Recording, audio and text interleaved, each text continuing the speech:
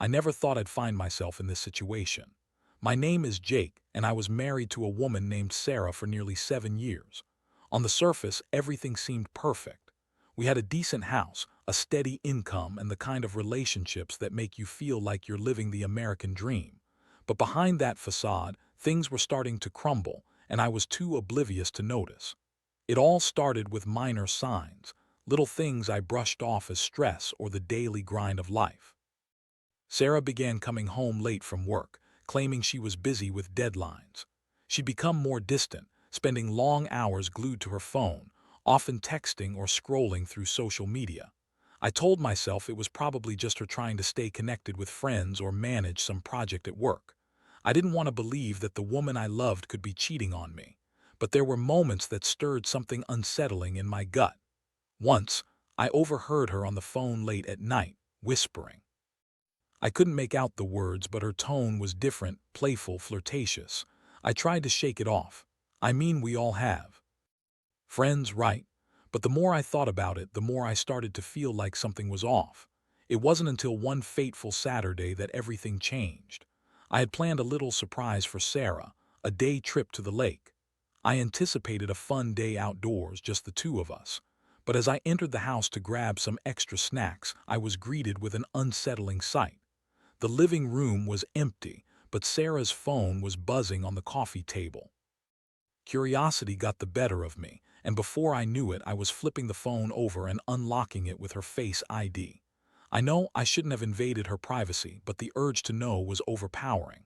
The notifications were flooded with messages from someone named Mark.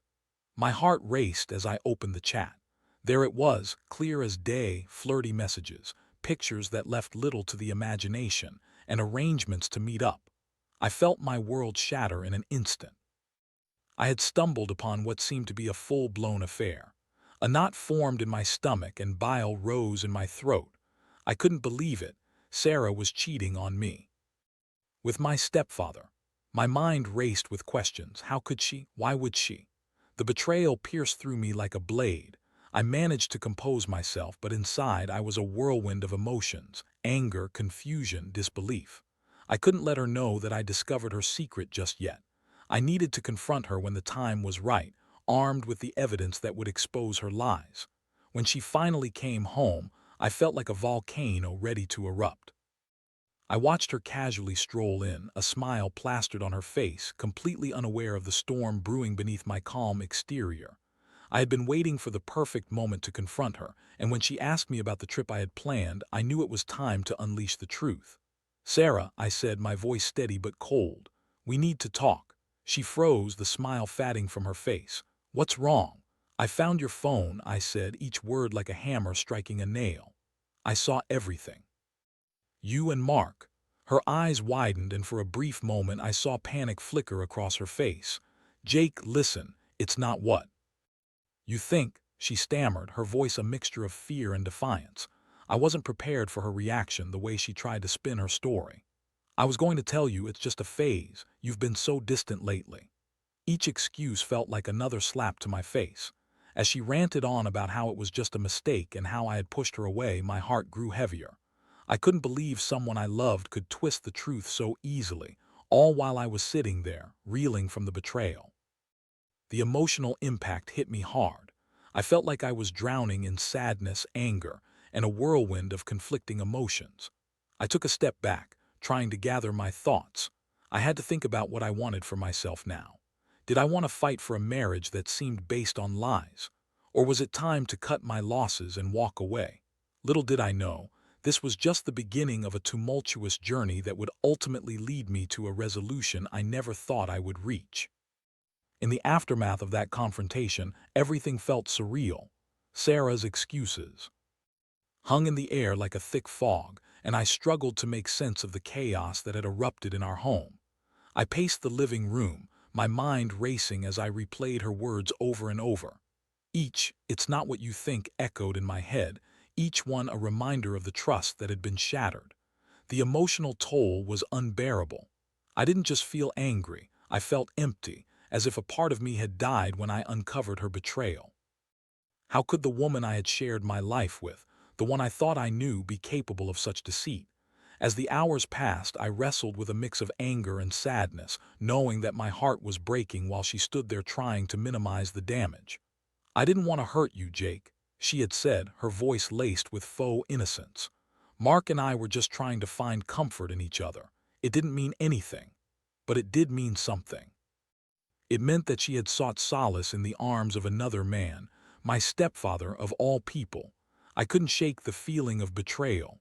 I felt like a fool, and the anger within me simmered just beneath the surface. I had to channel this rage into something decisive.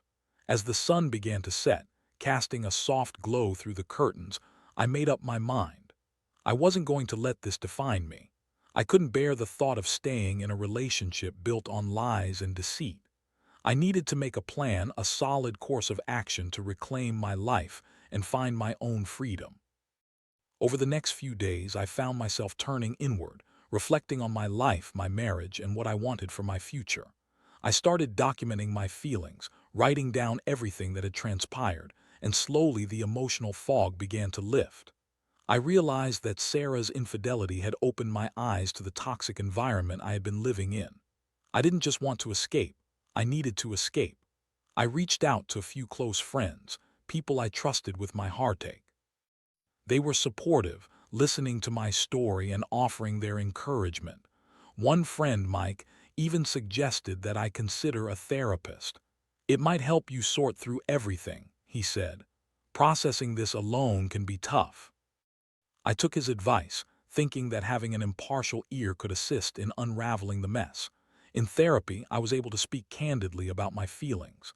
The therapist encouraged me to embrace my anger and sadness, reminding me that it was okay to feel betrayed. "You have every right to feel what you're feeling," she said. "This is a significant loss, and losses can take time to process." For the first time, I felt validated. It was liberating to voice my pain, to acknowledge that I had been wronged. Meanwhile, Sarah was still trying to play her part, insisting that she wanted to work things out. She would bring me flowers, cook dinner, and try to act as if nothing had happened. But every gesture felt hollow, like a poor attempt at a desperate reconciliation. I saw through it. The trust was gone. The love had been tainted with betrayal. One evening, as I sat across from her at the dinner table, I couldn't keep quiet any longer. "Sarah, you can't keep pretending everything is fine," I said, my voice steady but firm. "I'm not okay with what happened. I can't just forget about it." Her expression faltered. "But Jake, I love you. We can fix this. You're my husband, and I want us to be happy again. Do you even know what love means?" I shot back, the anger bubbling up again. "Because this doesn't feel like love to me. Love doesn't betray or lie." She looked taken aback, but I could see the gears turning in her head. "I'm sorry, I was lost. I never meant to hurt you. I'll do anything to make it right." "Anything?" I challenged, leaning in. "Because right now I need space. I need to think about what I want, and I don't think it involves you or Mark." Saying his name felt like a punch in the gut, but I had to make it clear that I wouldn't be manipulated any longer. The days turned into weeks, and I continued to focus on myself. I dove into my work, picked up new hobbies, and started going to the gym more often. Each day without Sarah felt like a step closer to reclaiming my identity. I also sought legal advice, just in case it came to that.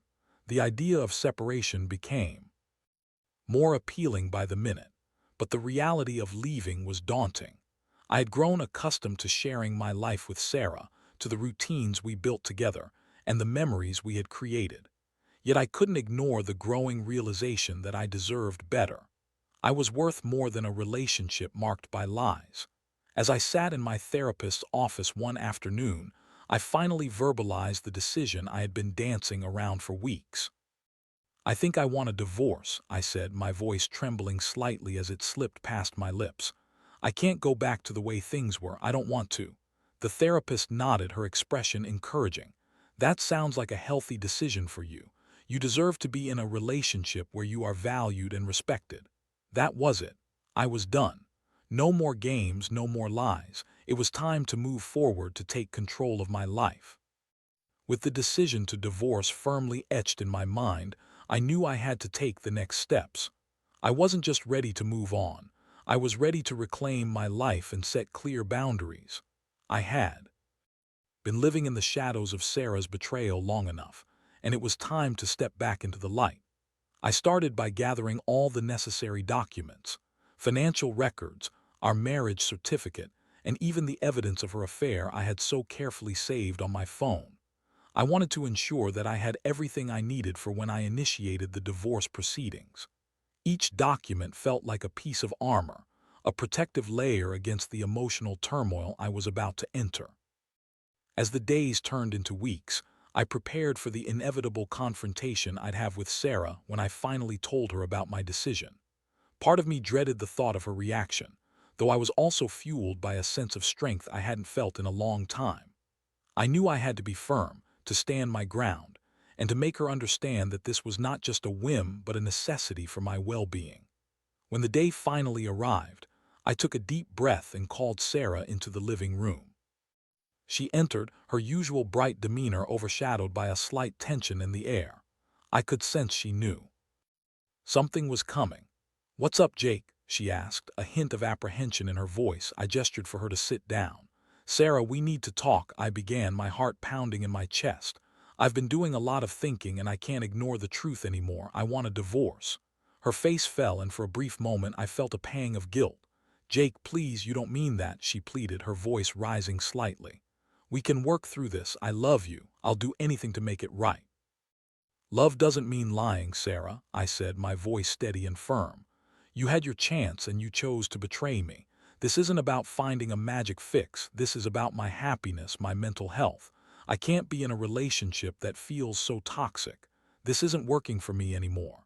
She seemed taken aback, her eyes widening with disbelief. "You're throwing away our whole life together over a mistake, just like that?" "No, it's not just a mistake," I replied, my frustration bubbling to the surface. "This was a choice you made. You chose to be with my stepfather rather than communicate with me. You chose to lie to my face, and I can't just forget that." As she processed my words, I could see the gears turning in her mind. "I can't let you do this," she finally said, her voice almost frantic. "We can make it work. I'll go to therapy. I'll do anything." "And what does that mean, Sarah? More lies, more deceit?" I shot back, my voice rising. "I've lost all trust in you. I need to move forward, and that means letting go of this, of us."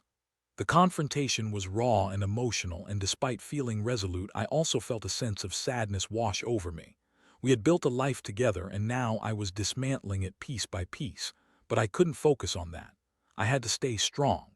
After that conversation, I started taking the practical steps to put my plan into action.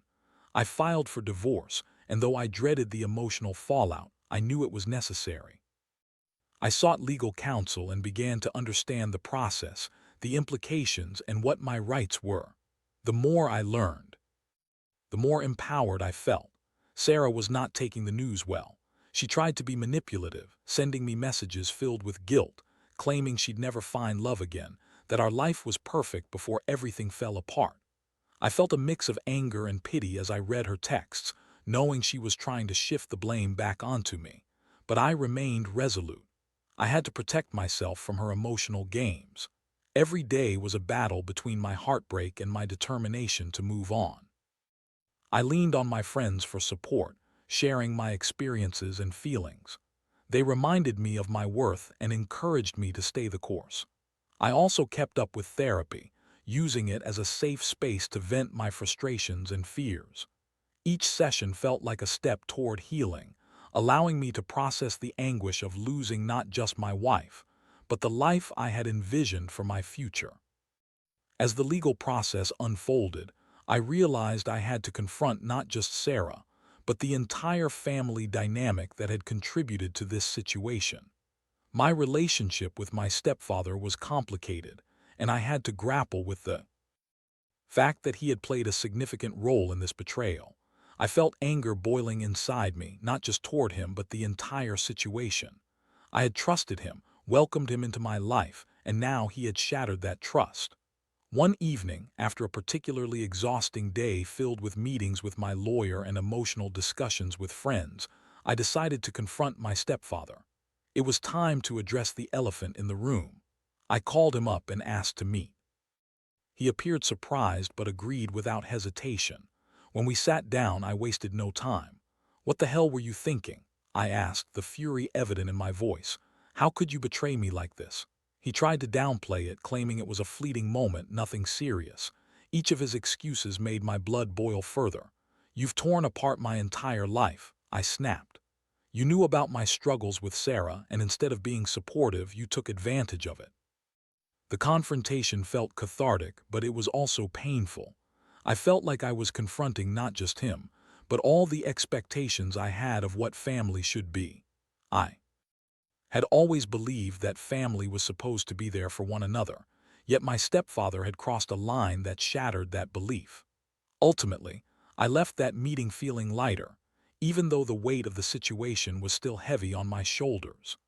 I had spoken my truth, confronted the source of my pain, and now it was time for me to focus on the next step, ending my marriage and moving forward into a new chapter of my life.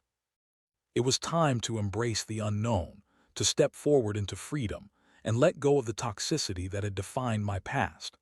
I was determined to create a future where I could heal and find happiness again, free from the chains of betrayal and deceit. As the divorce proceedings progressed, I found a strange sense of clarity in the chaos. I was no longer living in a state of denial or confusion. I was actively reclaiming my life. The initial emotional roller coaster was still there, no question, but now I was channeling my energy into creating a future that was mine. The court hearings were nerve-wracking, but I felt empowered knowing I was standing up for myself. I had hired a competent lawyer who understood my situation and made sure my voice was heard throughout the process. Each time I walked into that courtroom, I reminded myself why I was there, to take control of my narrative after so many years of feeling powerless due to Sarah's betrayal. One day, as I was preparing for a particularly important court session, I received a message from Sarah. It was long and filled with emotion, a mix of apologies, regret, and desperate pleas for reconciliation. "Jake, I know I messed up. I'm not asking for everything to go back to normal, but can't we at least talk? I want to make this work." Reading her words ignited a whirlwind of emotions within me. Part of me felt a flicker of sympathy. The memories of our good times flooded back, reminding me of the love we once shared. But that flicker was quickly extinguished by the memories of the betrayal that had turned our lives upside down. I typed back a short response. "We're going to court. I'm not interested in negotiating." I hit send, feeling a mix of relief and guilt simultaneously. This was the path I had chosen, and I had to remain firm in my resolve. If I let her pull me back into her manipulative cycle, I would lose everything I had fought so hard to gain. The day of the court hearing arrived, and I felt a mixture of nerves and determination. I arrived early, my heart racing as I took a seat in the back of the courtroom. I observed the proceedings of other cases, trying to steady my racing mind. Each minute felt like an hour, and the anticipation was crushing. I had rehearsed what I wanted to say in my head, but the reality of being there was unlike anything I had anticipated. When my case was finally called, I stood up and walked to the front of the room, my palms sweaty and my heart pounding. But as I spoke, I found my voice. I articulated my story, how Sarah had betrayed my trust, how I had tried to salvage something that was already broken. I shared my feelings of loss and sadness, but most importantly, I expressed my desire to move on and rebuild my life. The judge listened intently, and I could feel the weight of my words hanging in the air. I felt a wave of empowerment washing over me. This was my moment to reclaim my dignity and assert my worth, and I wasn't going to let anyone take that away from me. After what felt like an eternity, the judge made a ruling in my favor. I couldn't believe it. The sense of relief was overwhelming, and as I stepped out of the courtroom, I felt like a weight had been lifted from my shoulders. I had finally taken a significant step toward moving on. In the weeks that followed, I focused on healing. I immersed myself in activities that brought me joy, hiking, painting, and even trying my hand at cooking. I started to rediscover parts of myself that had been buried under the weight of my marriage. My friends continued to support me, and my bond with them deepened as they celebrated my newfound freedom. One night, while out with friends, I met a woman named Emma. She was warm, funny, and genuine, and for the first time in a long while, I felt a spark of interest in someone new. We talked and laughed over drinks, and I realized how much I had missed that feeling of connection. As our conversation flowed, I found myself opening up about my recent experiences, not in a way that overwhelmed her, but enough to give her a glimpse into my journey. It's been a rough couple of months, I admitted. I'm still trying to figure things out, but it feels good to be moving forward. Emma listened intently, her expression understanding. It sounds like you've been through a lot, she said softly, but it also sounds like you're on the right path. It's great that you're focusing on yourself. I felt a warmth spread through me at her words. There was no pressure, just two people talking about life and experiences. I walked away from that night feeling lighter, the weight of my past slowly starting to lift. As more time passed, my interactions with Sarah became minimal. Every now and then she would reach out, often with guilt-ridden messages or attempts to manipulate my emotions. "How could you do this to us?" she would say. But I learned to ignore them, reminding myself that I was no longer her emotional punching bag. My healing journey was about prioritizing my own well-being, and I refused to let her drag me back into her toxic orbit. Eventually, the divorce was finalized. The day I received the final paperwork felt like a bittersweet victory. I had closed a chapter that had brought me immense pain, but I also knew it was a necessary step toward my liberation. As I looked at the papers, I felt a sense of finality, a chance for a fresh start. I took a deep breath, allowing myself to reflect on the journey I had taken. I understood now that I was worthy of love, of respect, and of a partnership built on trust. I had come through the storm, and while the scars would remain, I felt ready to embrace the future. The lessons I learned during that tumultuous time were invaluable. I discovered the importance of self-worth, the power of resilience, and the necessity of surrounding myself with supportive friends. I had faced betrayal and emerged stronger, ready to take on whatever life had in store for me. And as I looked ahead, I felt a sense of hope blossom within me. I was ready to open my heart again, to explore new possibilities, and to find someone who would treat me with the love and respect I deserved. My past no longer defined me. It had shaped me into someone who was ready to embrace a brighter future. With the finalization of my divorce, I entered a phase of my life that felt both exhilarating and daunting. I was officially single, free from the weight of a toxic relationship, and the future lay before me like an uncharted territory. I had learned to embrace my newfound independence, but I also knew that the journey ahead would require courage and self-reflection. As I adjusted to my new life, I focused on building a routine that honored my mental and emotional well-being. I spent more time outdoors, going on hikes and exploring new trails that I had never taken the time to visit before. Nature became my refuge, a place where I could clear my mind and connect with myself. Each step I took on the winding paths felt like a step toward healing. I also poured my energy into my work, where I found a renewed sense of purpose. My boss noticed the shift in my demeanor and offered me more responsibilities. I embraced the challenge, using it as an opportunity to prove to myself that I could thrive independently. The more I invested in my career, the more my confidence grew. Despite the positive changes, there were days when the memories of my past crept back in, threatening to overshadow my progress. I would catch myself reminiscing about Sarah, the laughter, the moments we had shared. But rather than allowing those thoughts to consume me, I learned to acknowledge them and let them go. I reminded myself of why I had made the choice to leave, of the betrayal that had shattered our relationship. Those moments were stepping stones on my journey, not anchors to hold me back. It wasn't long before I began to date again. The first few attempts were nerve-wracking, filled with a mix of excitement and anxiety. I met a few women through dating apps and mutual friends, but most of those encounters felt like a way to fill the void rather than genuine connections. It wasn't until I reconnected with Emma that I felt something real.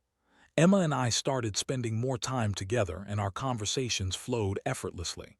We bonded over shared interests, music, outdoor adventures, and our love for trying new restaurants. Each date felt like a breath of fresh air, and I found myself opening up to her in ways I hadn't thought possible so soon after my divorce. One evening, as we sat on a park bench watching the sunset, I shared some of my experiences from my marriage with Sarah. I wanted her to understand where I was coming from, to know that I was still healing. It was tough, but I'm grateful for the lessons, I admitted. I've learned to prioritize my happiness and surround myself with good people. Emma listened intently, her expression warm and understanding. I appreciate your honesty, she replied, her eyes reflecting sincerity. I can't imagine how difficult that must have been, but it's inspiring to see how you've turned things around. Those words struck a chord within me. For the first time in a long time, I felt seen and appreciated for more than just a past filled with pain and heartbreak. Emma brought out a side of me that had long been suppressed, the part that was hopeful, joyful, and excited to explore love again. As our relationship blossomed, I found myself grappling with the fear of vulnerability. The scars from my past still lingered, and I worried that opening my heart to someone new might lead to more pain. But Emma was patient, allowing me to set the pace. We shared laughter, adventures, and quiet moments that deepened our connection. Eventually, I realized that I deserved to be happy. I was no longer that man consumed by betrayal and fear. I was a man who had survived a storm and emerged stronger, ready to embrace the gift of love again. One night as we cuddled on the couch watching a movie, I mustered the courage to share my feelings with Emma. I really care about you, I said, my heart racing.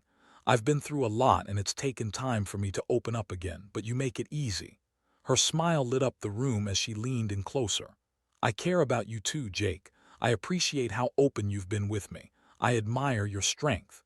In that moment, I felt a sense of release. I could allow myself to be vulnerable without fear of being hurt again. I didn't have to carry the weight of my past into this new relationship. We were building something beautiful together, and I was willing to embrace whatever came next.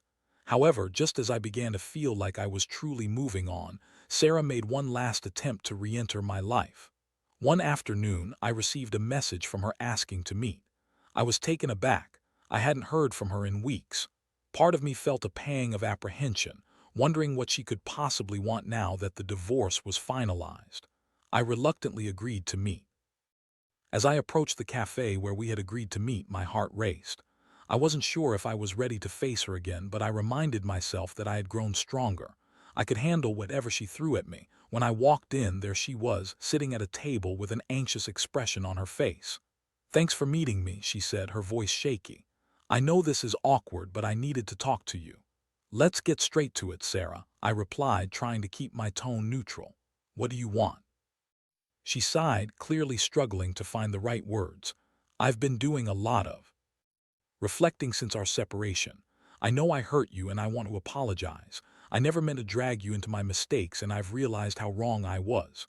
I listened, but my defenses were up. "Apologies don't change what happened," I said, my voice steady. "You made choices that hurt me deeply, and those consequences cannot be undone." "I know, and I take full responsibility," she replied, tears welling in her eyes. "But I've been working on myself.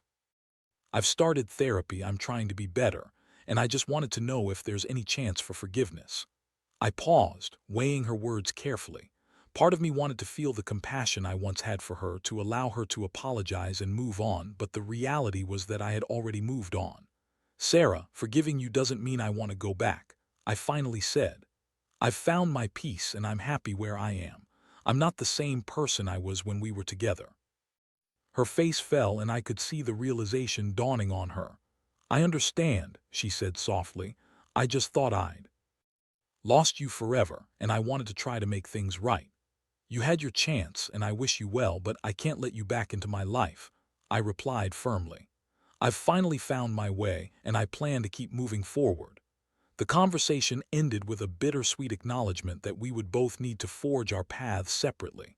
I left that cafe feeling lighter, knowing that I had faced my past one last time and emerged victorious. Sarah was a chapter I was closing, and I was ready to embrace the new beginnings that awaited me.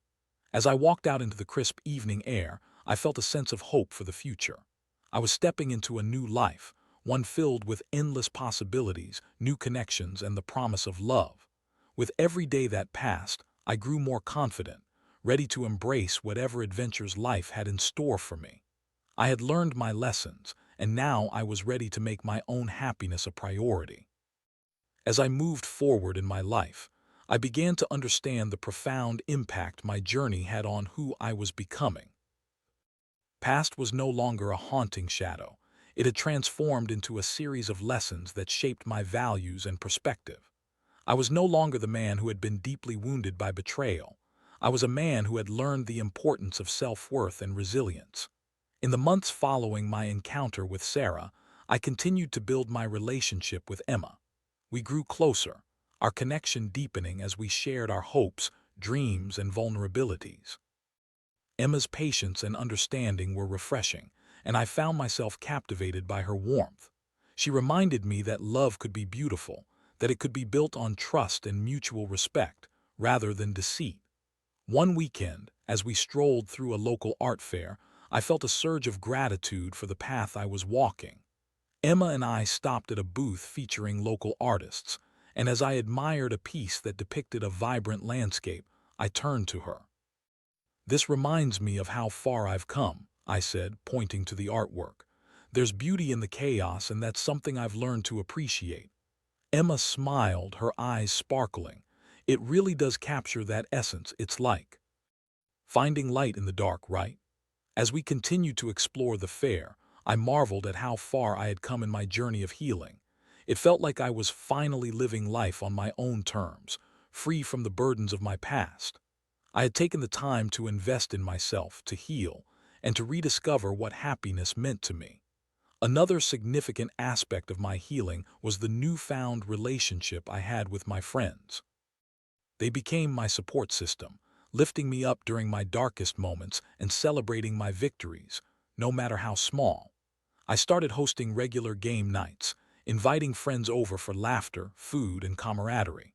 It became a ritual that filled my home with warmth, something I had craved for so long.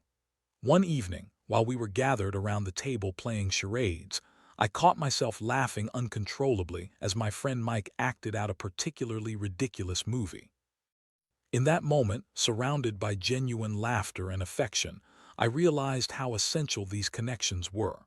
They reminded me that life could be joyful, even after enduring heartbreak.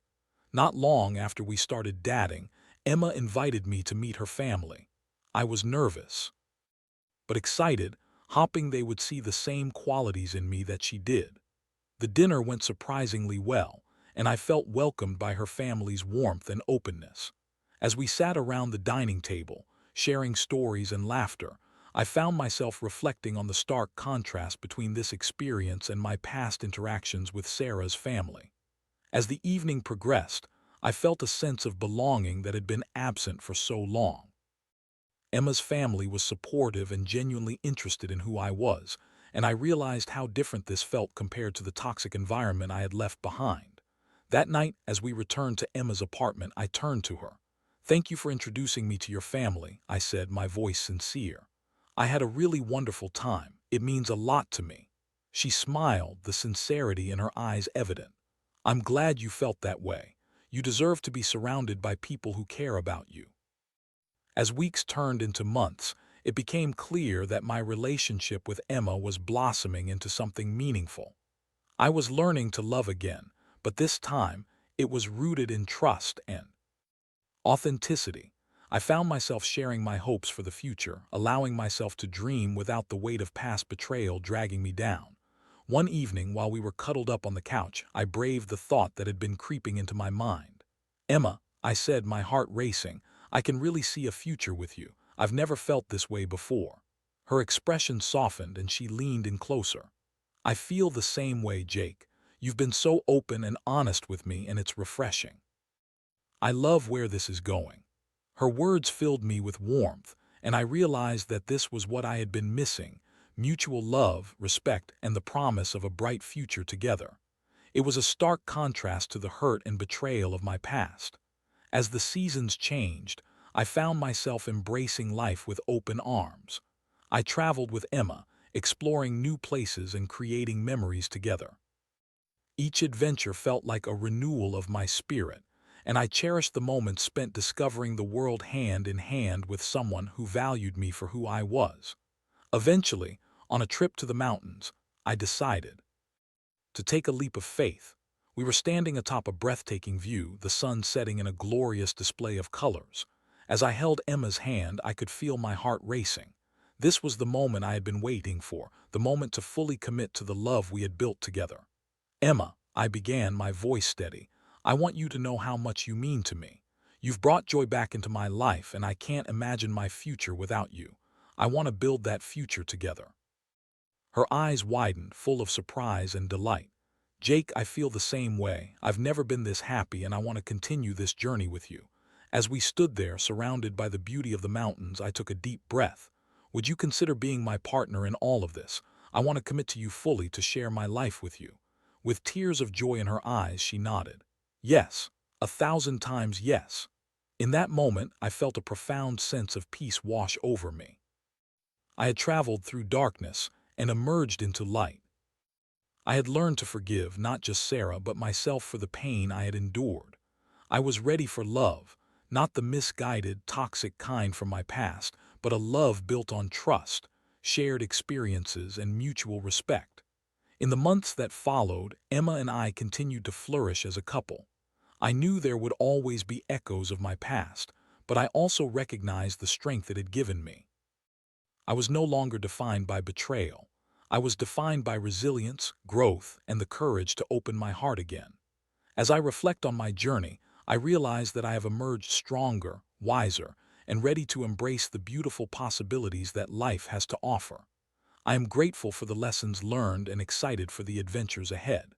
The future is bright, and I am ready to face it, hand in hand with the woman who has shown me that love can be genuine and happiness is worth fighting for.